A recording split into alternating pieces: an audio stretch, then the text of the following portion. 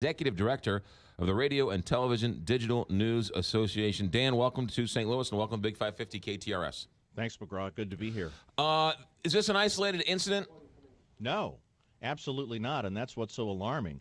It's just the most outrageous, most recent example of an increasing level of vitriol and even assaults and arrests on reporters that we're seeing all across the country. Is this a recent phenomenon or has it been going on for years? Well, there's always been a simmering undercurrent of anti-media feeling among the public, at least for the last few decades. But a lot of the rhetoric that we're seeing, not just out of the Trump administration, but out of his surrogates and others, public officials all across the country, fake news, enemy of the people, opposition party, etc., that kind of rhetoric has enabled people and emboldened people who don't like or don't understand the media to become much more aggressive in their anti-media vitriol. I understand that Donald Trump is getting a lot of this blame, and so this guy body slams the guy in Montana, and everybody blames Donald Trump. Is really Donald Trump the reason these attacks are happening against members of the media?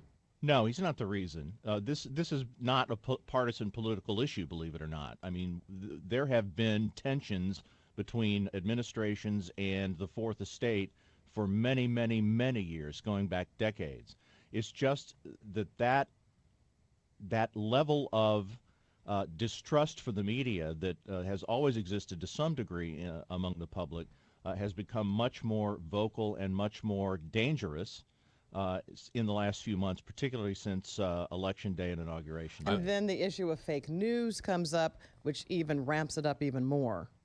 Absolutely, and there is such a thing as fake news, and I think that has been proven ad infinitum in all of the responsible journalism that has come out during and since the 2016 presidential election. But calling a legitimate, responsible news story that's based on facts that just happen to be inconvenient for you, calling those kinds of stories fake news is harmful.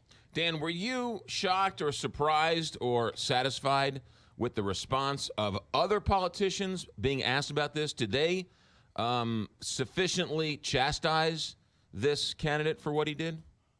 No, in a word. I will say that I am heartened and I am gratified that the winner of the race in Montana did apologize as his first public act when he gave his acceptance speech last night. But I have to tell you, the silence among many other members of his party, particularly on Capitol Hill, was almost deafening. We talked about this yesterday on the show, and all you have to do is go back and look at my emails and the things I got during covering the Ferguson riots here in St. Louis to know that this is a bipartisan attack on the media all over the place.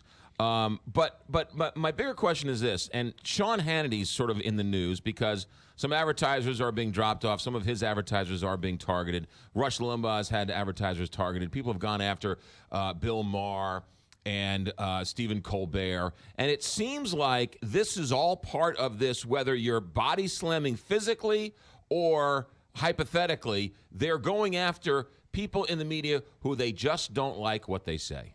Well, a couple of things there that your comment, which is very true, a couple of issues that raises. First of all, you have to distinguish between what I call opinion journalism and what I call responsible journalism.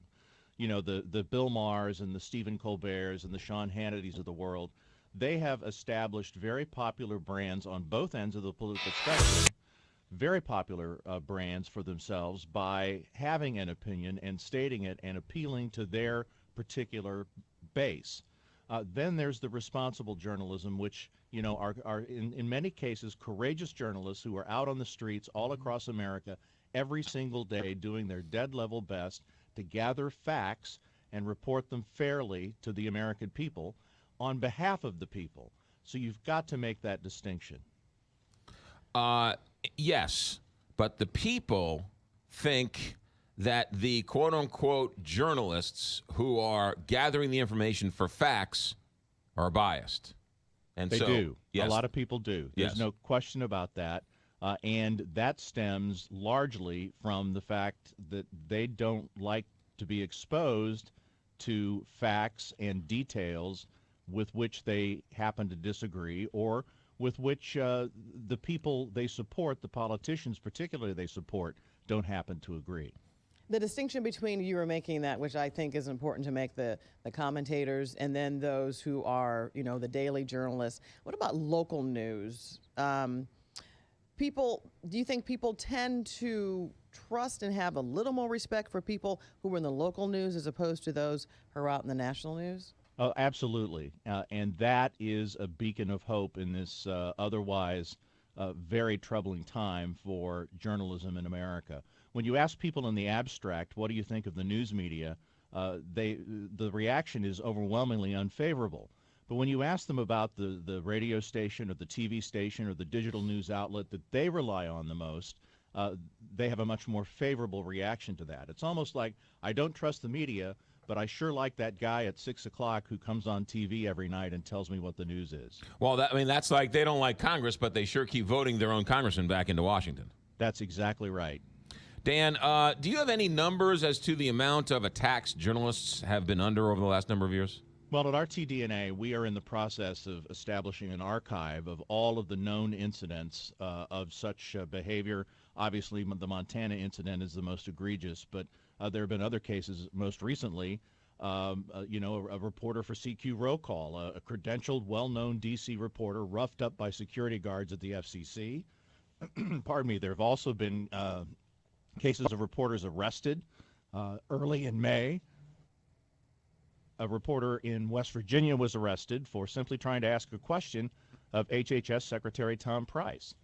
So those are two recent examples, but we're in the process of establishing an archive of all these known incidents so that not just people in the industry, but members of the public and people in colleges and universities across the country can see this running total and perhaps make some extrapolations as to how serious the problem is. Might be the worst way to inform the public, but come up with a better one, and we'll do it, right? Absolutely. Dan Shelley is the Executive Director of the Radio, Television, Digital News Association. Dan, thanks for your time. Thank you, guys. Appreciate it. You got it. 7:27. We'll do numbers. We'll do that next year. Big fight.